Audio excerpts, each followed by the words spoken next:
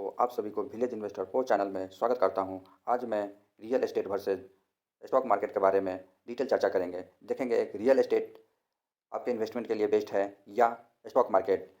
अगर मैं ये चैनल दूर दराज गाँव में बसने वाले लोगों को जो इन्वेस्टमेंट के बारे में कुछ नॉलेज नहीं है उनके लिए मैं ये विलेज इन्वेस्टर प्रो चैनल बनाया हूँ, जो कि गांव में जो कठिन मेहनत परिश्रम करते हैं, जो स्टॉक मार्केट के बारे में नहीं जानते हैं, उसको बताने और समझाने के लिए यह मैं चैनल क्रिएट किया हूँ। कि हम इंडियन कोई बड़ा पैसा इन्वेस्ट करने के बारे में सोचते हैं या रिटायरमेंट होने के बारे में सोचते हैं या फाइनेंशियल फ्रीडम होने के बारे में सोचते हैं, तो हमारे इंडियन होने के नाते हम एक ही चीज़ करते हैं, रियल एस्टेट में इन्वेस्टमेंट। आपने सुना होगा कि रियल एस्टेट में 20 साल पहले जो इन्वेस्ट किया है, 20 साल पहले जो इन्वेस्ट किया, आज वो रेंटल इनकम पे वो फाइनेंशियल फ्रीडम है। मैं भी मानता हूँ।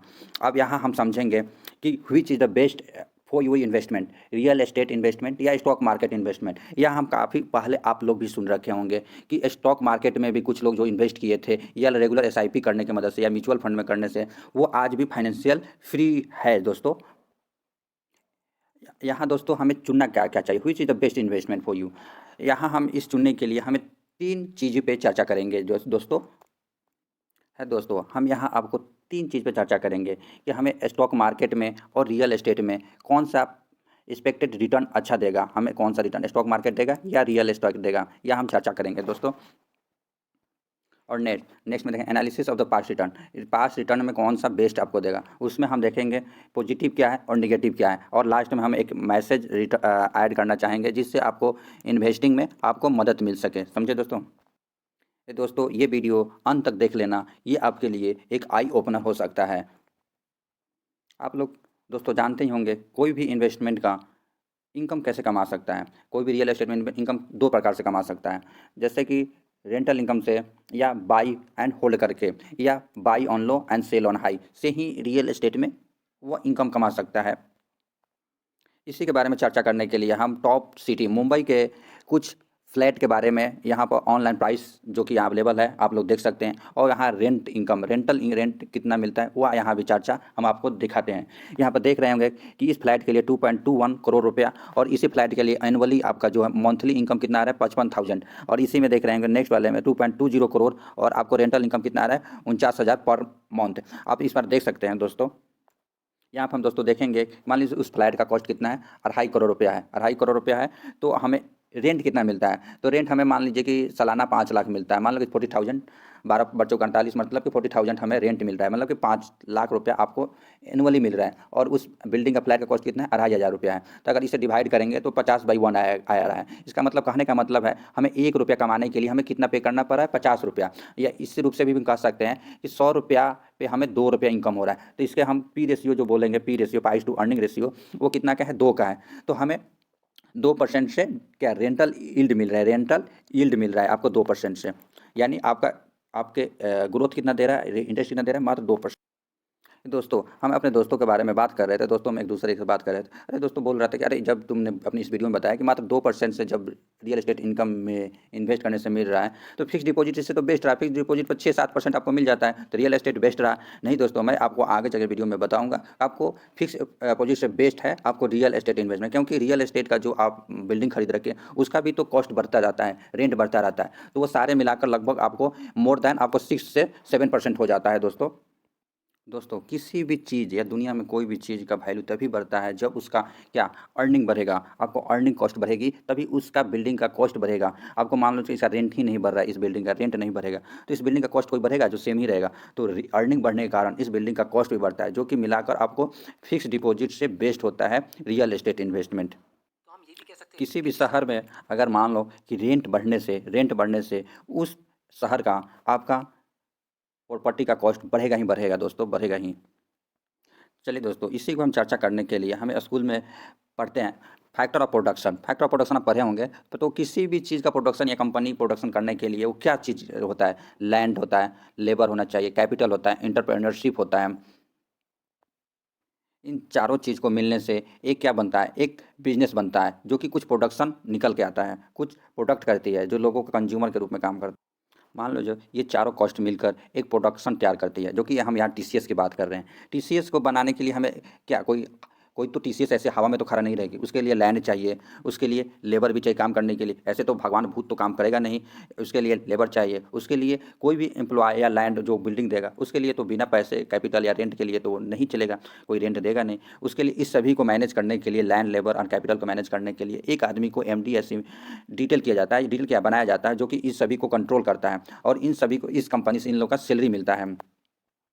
मान लो सपोज डैट ये एक तेज तर्रार आदमी है जो कि सभी को हैंडल कर रहा है। मान लीजिए इस बिल्डिंग का कॉस्ट ही आपको मतलब 15 से 20% बढ़ने लगे, तो ये जो स्मार्ट आदमी देख रहे हैं ये क्यों यहाँ रहेगा, क्यों इतना को टेंशन लेके आपको काम करेगा जब 15-20% ही मिल रहा है। तो हम कभी भी देखते हैं कि शेयर मार्केट या कहीं भी 15 से 20% ही हमें आता है। तो ये जो देख रहे हैं अंबानी, अडानी अडानी ये सब बिजनेस क्यों करते हैं? यही लोग रियल एस्टेट में ही पैसा क्यों नहीं लगा देते? रियल एस्टेट में ज़मीन खरीदते, बिल्डिंग बनाते, रेंट पर दे देते, उससे कॉस्ट निकल जाता। ये लोग जानते हैं कि हमें कंपनी बनाने से लोगों में क्या, लोगों को प्रोडक्शन मिलेगा, रोजगार मिलेगा, इंडिया की ग्रोथ होगी और सब कुछ होगा। और ये लोग अच्छा से अच्छा रिटर्न निकालने के फिराक में रहते हैं, न कि रेंट पे ही। ये एक भी नहीं देखे होंगे कि अंबानी अडानी अपने घर को रेंट पे दे दिए, ये बेवकूफ़ी की तरफ होती है। ये लोग क्या कहाँ पैसा लगाते हैं? कंपनी में लगाते हैं। कंपनी क्या है? कंपनी में हम लोग इन्वेस्ट करते क्या है? शेयर खरीदते हैं, कंपनी के मालिक बनते हैं, हिस्सा लेते हैं। वो हिस्सा लेते हैं, वो हमें कमा के देते हैं, जितना कमाएंगे कंपनी हमें मिलता है दोस्तों, हमें मिलता है। और तो क्यों नहीं आपको एक अच्छा कंपनी खरीदने और घर बैठे ही आप कंपनी को ऑपरेट कर सकते हैं विदाउट टेंशन। इसमें सारे को ये इन्वेस्टर लोग हैं, इन्वेस्टर को 10 से 20% या 20% मिलता है, सभी फायदा उठाते हैं। ये ऑपरेटर लोग जी, ये ऑपरेटर होते हैं किसी कंपनी का मालिक। हम यहाँ एक और बात बताएंगे दोस्तों, यहाँ हम गांव से बिलोंग करते हैं, इसलिए ये लोग लेबर कौन खटाता है? लेबर कौन खटाता है? ये अडानी अडानी हमारे बड़े बड़े जो इन्वेस्टर है वो खटाते हैं। हमारे जैसे इन्वेस्टर है ये लोग रोजगार के फिर आप 15 साल 20 साल पढ़ाई करेंगे, 30 साल, उसके बाद इतना कॉस्ट करेंगे और दिन रात टेंशन में काम करते रहते हैं। ये लोग टेंशन में काम करते हैं, हमें रोजगार चाहिए, वो रोजगार चाहिए। अरे ठीक है, रोजगार चाहिए तुम्हें, बट तुम यहाँ अपॉर्चुनिटी है, तुम इन्वेस्ट करो, तुम्हारे अंडर सारे ये लोग काम करेंगे, ऐसा करो ना। क्यों फालतू में रोजगार के पीछे भागते रहते हो? यहाँ हम बात कर सकते हैं दोस्तों कि लोगों का मान लो कि रेंट ही इतना आ जाता, तो लोग यहाँ पे ये जो स्मार्ट इन्वेस्टर देख रहे हैं, ये लेबर और ये लैंड कैपिटल, ये लोग क्यों इन्वेस्ट करते हैं इसमें? ये लोग टाटा अडानी अबानी जैसे रेंट पर क्यों नहीं दे देते हैं आप लोग? या हम दूसरा फैक्टर चेक करेंगे। कुछ लोग बोल रहे हैं कि पास्ट 20 साल में किसी का रियल एस्टेट में इन्वेस्ट किया है तो वो काफ़ी ग्रोथ किया है। Analysis the past return of the real estate. यहाँ पर कुछ लोग बोलते हैं कि हमने 10 लाख का एक ज़मीन लिया, आज वो 2 करोड़ का बन गया 20 साल में। तो अगर कंपाउंडिंग एनुअली ग्रोथ दिखा रहा है तो मात्र 16% का है, जो कि स्टॉक मार्केट से भी मिल जाए। ये हर किसी का 20 गुना नहीं हुआ है दोस्तों, हर किसी का किसी का अपॉर्चुनिटी मिला है उसी को हुआ है 10 गुना 20 गुना। यहाँ दोस्तों हम कह सकते हैं कि हाँ रियल एस्टेट ने स्टॉक मार्केट को टक्कर दिया है। हम भी मानते हैं दिया है, लेकिन कमिंग डे आने वाले फ्यूचर में ऐसा नहीं होगा दोस्तों। ऐसे कि इसी को बताने के लिए हमें 2008 में हमें अमेरिका जाना होगा। 2008 में क्राइसिस क्यों आया था? अमेरिका में रियल एस्टेट इतने लोग खरीद रखे थे, इतने खरीद रखे थे कि बैंक से लोग कर्जा लिए थे वो बैंक को कर्जा चुका नहीं पाए, जिसके कारण वहाँ रिसेशन आ गया और मंदी आई, आर्थिक मंदी। ये दोस्तों हम लोग देख रहे होंगे आज का रियल एस्टेट इतना हाई प्राइस पर क्यों बिक रहा है, इतना क्यों बिक रहा है? आप लोग देख रहे हैं दिन पे दिन रियल एस्टेट का प्राइस भाग रहा है। हर कोई चाह रहा है कि रियल एस्टेट में ही इन्वेस्ट करे। जो सैलरी पर्सन है जानते हैं कि हम ज़मीन खरीद ले, ये खरीद ले। एक हम इसके समझने के लिए हम 20 साल पीछे चलते हैं। 20 साल पीछे चलेंगे तो हमें पीछे जाते 20 साल रियल एस्टेट की वैल्यू क्यों कम था? क्योंकि उस समय जो था लोन लेने की जो ट्रेंड थी वो काफ़ी कम थी। लोग लोन लेना एक गलत मतलब अशगुन मानते थे। आज के दौर में हर कोई देखेंगे कि 5 लाख का लोन इनकम आ रहा है तो वो 30 लाख 40 लाख का ये ज़मीन खरीद लेते हैं। क्यों? क्योंकि उसका लोन लेने का जरिया जो है काफ़ी मतलब फास्ट हो गया, हर किसी को लोन मिल जाता है और उसी कर्ज में दबे रहते हैं और हर कोई कर्ज लेकर ही ये रियल एस्टेट में इन्वेस्ट करते हैं। पिछले कुछ साल से देख रहे होंगे कि किसी भी प्रॉपर्टी का जो अर्निंग काफ़ी रेट से ग्रोथ नहीं हो रही है, लेकिन प्रॉपर्टी का दाम जो है काफ़ी हाई रेट से बढ़ता जा रहा है। आप इसी को समझने के लिए कुछ साल आप अपने पेरेंट या माता पिता या रिलेटिव को देखे होंगे कि पहले 20 साल कभी लोन लेने की इतना ट्रेंड पहले नहीं था। लोग लोन लेना एक अशगुन मानते थे, शगुन कभी मानते ही नहीं थे। आज के दौर में लोग देख रहे होंगे किसी प्रॉपर्टी खरीदने के लिए लोन लेना एक ट्रेंड बन गया। आज लोग कोई भी ग्रेजुएट का अगर जॉब लगता है तो सबसे पहले क्या करता है? वह सबसे पहले देखेगा कि गाड़ी ले लेगा, बंगला ले लेगा और घर को खरीदना, प्रॉपर्टी को खरीदना वो एक प्रकार का प्रेफरेंस बना लिया है। अच्छा, तो लोग एक दूसरे का ट्रेंड बन चुका है घर लेने का और लोन लेना एक ईजी हो गया है। अब पहले के ऐसे दौर में एक अच्छे से जो इनकम करने वाला पर्सन भी पहले लोन नहीं ले सकता था, लेकिन आज के दौर में हर कोई लोन लेकर प्रॉपर्टी का दाम काफ़ी हाई रेट से बढ़ गया है, लेकिन उस प्रॉपर्टी का इनकम काफ़ी लो रेट से डाउन होते जा रहा है। इसलिए आज के दौर में देख रहे होंगे कि रियल एस्टेट का प्राइस काफ़ी हाई रेट से बढ़ गया है। ये अगर यही देखेंगे 20 साल पहले सबसे इन्वेस्टिंग का बेस्ट तरीका था क्या? Real estate. रियल एस्टेट में पहले आदमी इन्वेस्ट करता था, लेकिन आज के दौर में देखेंगे कि आपके पास गाड़ी, डाक बंगला या घर नहीं हो तो कोई लड़की शादी नहीं करती है। ये अच्छा, जो आज आप लोग ये ग्रोथ देख रहे हैं, आज जो इंट्रेंसिक ग्रोथ आज के दौर में ये काफ़ी बढ़ रखा है और प्राइस भी आज आप लोग कोई पास्ट में देख लिया, आज जो ये प्रॉपर्टी का प्राइस जो भाग रहा है, ये ट्रेंड चल रहा है, जो रियल एस्टेट का प्राइस ट्रेंड चल रहा है और इंट्रिंसिक वैल्यू का जो है वो अर्निंग इनकम काफ़ी डाउन हो रहा है। ये एक प्रकार का क्या कहा जाए, एक प्रकार का एक बबल है, ये एक दिन ना क्रैश होगा ही होगा, ये मेरे लिख के ले लीजिएगा, ये दावा है। किसी प्राइस जैसे स्टॉक मार्केट या कोई रियल एस्टेट का एक दिन जाएगा तो एक दिन क्रैश होगा ही, चाहे मार्केट में भी क्रैश क्यों होता है, एक वैल्यू और इंट्रेंसिक वैल्यू से अधिक जब प्राइस चला जाता है तो कुछ ना कुछ दिन जाके वो एक दिन क्रैश करता है, जैसे कि 2008 में हुआ था, 2016 में हुआ था और 1992 में हुआ था। ये यहाँ पर क्रैश सर ये प्रकार का आपको एक अच्छा एग्जाम्पल है। यहाँ भी देख लीजिए, ये सेंसेक्स निफ्टी निफ्टी जो आप लोग आज स्टॉक मार्केट का जो इंडेक्स माना जाता है, ये जब किसी भी साल में 18-19 या 18-19 में से कह सकते हैं, जब मार्केट किसी साल में 25 या 30% बढ़ जाता है तो एक दिन क्रैश आता ही आता है, इसी को बोलते हैं मार्केट क्रैश। ये आप 2016 में भी देखेंगे सेम चीज़ हुआ था, 2020 में देखेंगे सेम क्रैश हुआ था। फिर ये जब मार्केट कभी अपने ऊपर जाएगा, फिर ये अभी देख रहे हैं जो रिसेशन आ रखा है, ये क्यों हो रखा है? क्योंकि प्राइस अधिक हो रखा है, इंट्रेंसिक ग्रोथ काफ़ी कम आ रहा है। किसी कंपनी का इंट्रेंसिक ग्रोथ जो बोलता है इनकम होता है, उस इंट्रेंसिक ग्रोथ बोलते हैं। उस कंपनी का जब ग्रोथ कम होगा लेकिन डिमांड हाई रहेगा तो एक दिन लोग क्या होगा, प्राइस अधिक रहेगा तो एक दिन डाउन जाएगा, जिसी को बोलते हैं मार्केट क्रैश।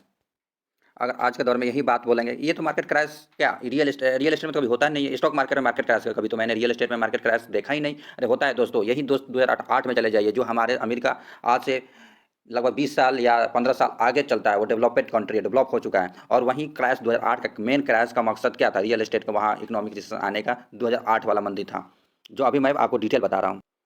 दोस्तों यहाँ आप देख सकते हैं कि रियल एस्टेट का ये क्या है, रियल एस्टेट का मार्केट है। ये रियल एस्टेट 2008 में जो गया था काफ़ी हाई पे चला गया। क्यों चला गया था मैं अब आपको पहले बता रखा हूँ, क्योंकि हर कोई लोग जो अमेरिकन थे सभी बैंक से लोन लेकर सभी लोग रियल एस्टेट में इन्वेस्ट कर रहे थे। जब सभी कोई रियल मतलब सेक्टर में इन्वेस्ट ही करेंगे तो खरीदारी करने वाला कोई मिलेगा ही नहीं, इसलिए कोई खरीदारी करने वाला मिला नहीं, बैंक का लोन गया नहीं, बैंक का EMI गया नहीं, इसलिए 2008 में मार्केट क्रैश क्यों हुआ? क्योंकि बब्बल आ गया था, सभी कोई रियल एस्टेट में ही इन्वेस्ट कर रहा था, रियल एस्टेट में इन्वेस्ट कर रहा था कि वहाँ पर काफ़ी हाई रेट से बिक रहा था, लेकिन कोई उसकी बिल्डिंग को या फ्लैट को खरीदने आया नहीं।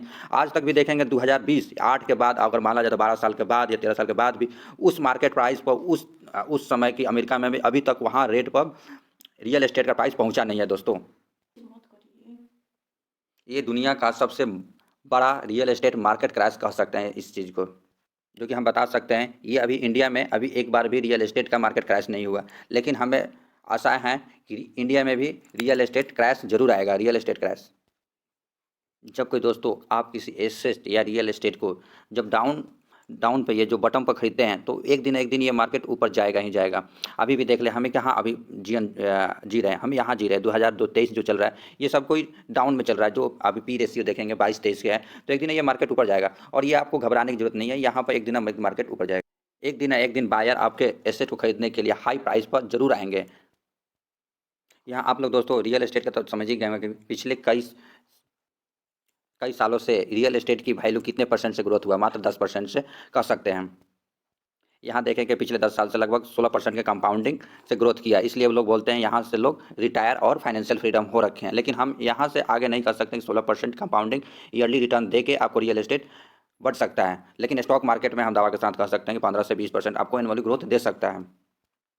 या हम रियल एस्टेट और स्टॉक मार्केट के प्रोस एंड कॉन्स के बारे में समझेंगे और हम अब यहाँ अपना एक मैसेज ऐड करना चाहेंगे दोस्तों, जो कि आपके लिए एक वैल्यूएबल वीडियो हो सकती है, वैल्यूएबल ज़िंदगी में बन सकती है।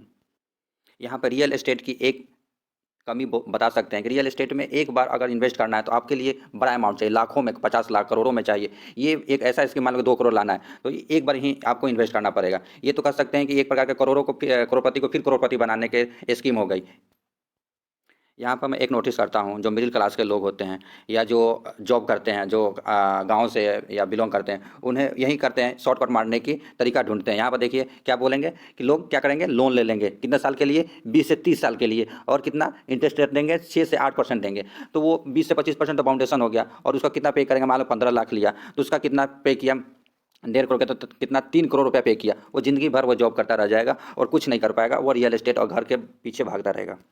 यहाँ पे जो जॉब करने वाला होता है वो एक कंपाउंडिंग के खिलाफ जाता है, जो कि उसकी इंट्रिंसिक वैल्यू मतलब कैपिटल की अपने प्राइस लो करता है। लेकिन बट दोस्तों आप लोग के लिए एक अच्छा अपॉर्चुनिटी है। आप स्टॉक मार्केट में मात्र 500 रुपया, 1000 रुपया, 2000 से भी आप स्टार्ट करते हैं, जो कि एक अच्छा प्रकार का इन्वेस्टिंग का तरीका होता है।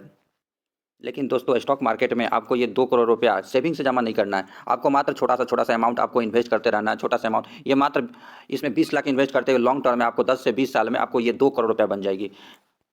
ये रीज़न क्या है? इसका कंपाउंडिंग के कारण होता है। कंपाउंडिंग के एक बार मैं वीडियो लेके आऊँगा, आप देखेंगे, बताऊँगा कंपाउंडिंग कैसे काम करता है दोस्तों। लेकिन यही बात करूँगा दोस्तों, रियल एस्टेट में आपके सारे इन्वेस्टमेंट एक ही बास्केट में रहेगा, क्योंकि एक बास्केट टूटने से आपके सारे अंडे फूट जाएंगे, आपकी सारी प्रॉपर्टी बर्बाद हो जाएंगे।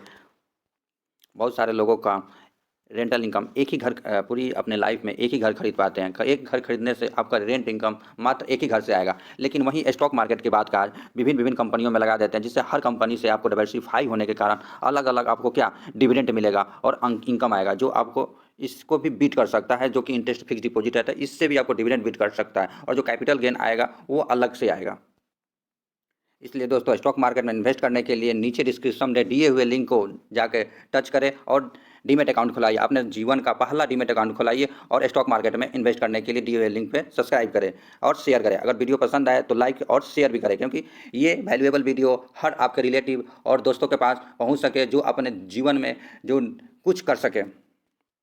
दोस्तों यही बात किया जाए रियल एस्टेट में। रियल एस्टेट में आप मान लीजिए घर खरीद लिए हैं, आपको ये आसानी से बिकता नहीं है। बिकने के लिए एक बायर खरीदना होगा। बायर आपको जल्दी पैसा चाहिए तो आपको जल्दी वो पैसा देगा भी नहीं, और चाहेंगे कि मान लो कि इसको एक कोना बेचना चाहते हैं। कोना बिकाता है क्या घर का? नहीं बिकाएगा। अगर मान लो कि आपको बच्चे के पढ़ाना है, तो बच्चे के पढ़ाने को लोग बोलते हैं कि हमें रियल एस्टेट में इन्वेस्ट किया है अपने बच्चे के लिए, फ्यूचर के लिए। अरे कहाँ पर आते हैं, नहीं कर पाते हैं। जब बच्चे की जरूरत पड़ता है पैसा की, या कोई आपके मिस हैपनिंग हो जाता है, तो घर बेचने चाहोगे जहाँ 6 करोड़ का रहेगा, आपको मात्र 2-3 करोड़ में आपको बेचना पड़ेगा पैसे की जरूरत के कारण। लेकिन यही चीज़ रियल एस्टेट में आपको देखना चाहते हैं, मात्र 10,000 का बेचना चाहते हैं, 10,000 का बेच दीजिए। 20,000 का बेचना चाहते हैं, फटाफट 2 दिन के बाद आपके डीमैट अकाउंट में आ जाएगा दोस्तों।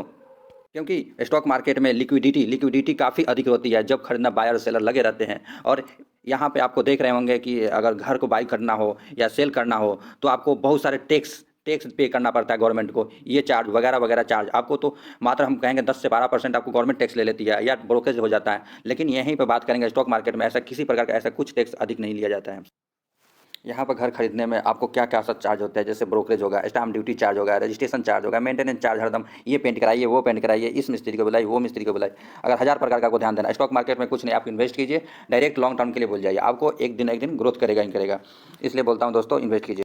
यहाँ लोग बोलते हैं स्टॉक मार्केट में क्रैश होता रहता है। ये मैं एक प्रकार का मिस हैपनिंग नहीं बल्कि एडवांटेज बोलता हूँ। जैसे आप लोग फ्लिपकार्ट में, अमेजन में ऑफर आता है 20%, 30%, तो लोग बाई करेंगे, पैसा ले लेके दूसरे से बाई करते हैं। लेकिन यही स्टॉक मार्केट में जब 10%, 20% के ऑफर पर आपको मिलता है तो कोई नहीं खरीदता है और डरते हैं। यहाँ जाके खरीदिए ना, क्या दिक्कत आ रहा है आपको। यही मैं अपना लास्ट में एक मैसेज ऐड करना चाहूँगा, जो आपके लिए इस वीडियो में आपका काफ़ी हेल्प करेगा और जीवन में भी काफ़ी हेल्प करेगा दोस्तों। ये दोस्तों रियल एस्टेट किसी भी इन्वेस्टर के लिए काफ़ी लॉन्ग टर्म वैल्यू प्रकार का एक चीज़ होता है, जो पीसफुली रूप से बैठे होता है, लॉन्ग टर्म में उसका ग्रोथ होता है। स्टॉक मार्केट में लेकिन आज के दौर में देखेंगे स्टॉक मार्केट जो खेलते हैं, ट्रेडिंग इंट्राडे करते रहते हैं, बाई सेल करते करते अपना सारा पैसा उड़ा देते हैं या अपना लॉस कर देते हैं। यही करते हैं रियल एस्टेट में। इसलिए पैसा कुछ लोग बना पाते हैं क्योंकि वो बाई होल्ड लॉन्ग टर्म के लिए करते हैं। लेकिन यही आप देखेंगे स्टॉक मार्केट में आ जाए, उसको 9 बजे मार्केट ओपन हुआ, 3 बजे उनको प्रॉफिट चाहिए 10%, 15%। लेकिन रियल एस्टेट में पेशेंस रखना पड़ता है, तो उनका वेल्थ क्रिएट होता है। वो आज रियल एस्टेट बाई किए तो ये नहीं करते हैं कि कल ही हमको बेचना है, परसों ही बेचना है। ये काफ़ी 5 साल के बाद देखते हैं उनका 5 गुना या 1 गुना 2 गुना बढ़ जाता है। लेकिन रियल एस्टेट में आप यही इन्वेस्टमेंट की बात करें तो लोग क्या करेंगे, बाई सेल करते रहते हैं। हमको आज लगाए तो मार्केट में 2%, 5% या 2 गुना कल परसों 1 महीना में मिल जाना चाहिए, ऐसे थोड़ी होता है दोस्तों। घुमा फिरा कर एक बात यही है, वो एक अलग गेम था। यहाँ दोस्तों रियल एस्टेट से भी छोड़कर स्टॉक मार्केट में काफ़ी अच्छा ग्रोथ कर सकते हो। यहाँ देख रहे होंगे, यहाँ मेरी पर्सनल बात करोगे तो मैं रियल एस्टेट में करूँ या स्टॉक मार्केट, मैं तो स्टॉक मार्केट में इन्वेस्ट करता हूँ दोस्तों। और मैं दोस्तों, अगर वीडियो आपके लिए पसंद आए तो लाइक एंड शेयर सब्सक्राइब करें दोस्तों। अगर आप लोग का किस प्रकार का इन्वेस्टमेंट पसंद करना चाहते हैं तो कमेंट बॉक्स में ज़रूर लिखना ना भूलें। Thank you for watching my video. जय हिंद।